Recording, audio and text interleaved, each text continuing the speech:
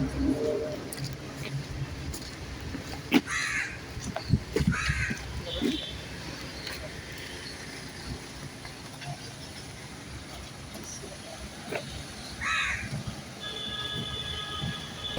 ভিকটিমে হাত পা বেঁধে তার গায়ে পেট্রোল দিয়ে আগুন ধরিয়ে দেয়।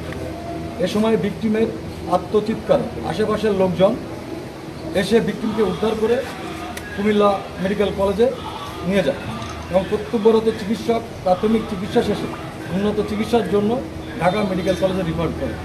পরবর্তী ঢাকা মেডিকেল কলেজ উক্ত ভিকটিমকে জাতীয় বার্ন এবং প্লাস্টিক সার্জারি ইনস্টিটিউটে ভর্তি করার জন্য রেফার করে এবং এই উক্ত ইনস্টিটিউটে চিকিৎসাধীন অবস্থায় গত 17/5/2026 তারিখে আনুমানিক 4 ঘটিকার সময় ভিকটিম মৃত্যুবরণ করে।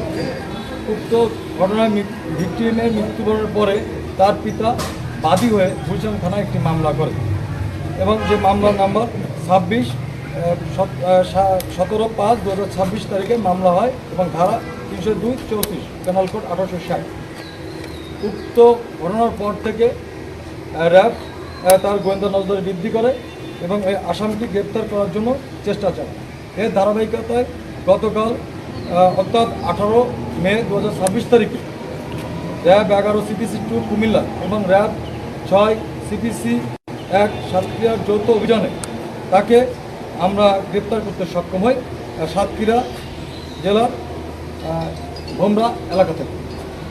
প্রাথমিকভাবে অনুসন্ধানে জানতে পারি ভিকটিম এনামুল হক শিশি রূপে মাই এবং অন্যান্য আসামিরা সকলেই তৃতীয় লিঙ্গে এবং তারা দীর্ঘদিন যাবৎ একই সাথে বসবাস করে এবং তারা সকলে মাদক ব্যবসার সাথে জড়িত ছিল এবং এই মাদকের টাকা ভাগাভাগিকে কেন্দ্র করে তাদের মধ্যে বিরোধ চলমান ছিল। এই বিরোধের জেরে গত 13 মে 2026 তারিখে আনুমানিক সকাল 10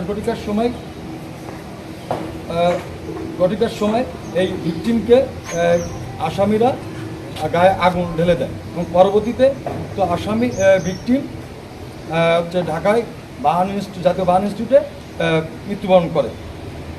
এর পরবর্তীতে এই উক্ত আসামি প্রধান আসামি জহির সে পলানোর চেষ্টা করে এবং বিভিন্ন জায়গায় সে পলায়ন করতে থাকে। পরবর্তী আমাদের গোয়েন্দা তৎপরতায় এবং তথ্য প্রযুক্তির সহায়তায় তাকে গ্রেপ্তার করি। প্রাথমিক পর্যায়ে সে বিভিন্ন এলাকায় অবস্থান করছিল, সর্বশেষ সে ভোমরাতে অবস্থান করে এবং তখন আমরা তাকে গ্রেপ্তার করতে সক্ষম হই র্যাব 6-এর CPC 1-এর সহায়তায়।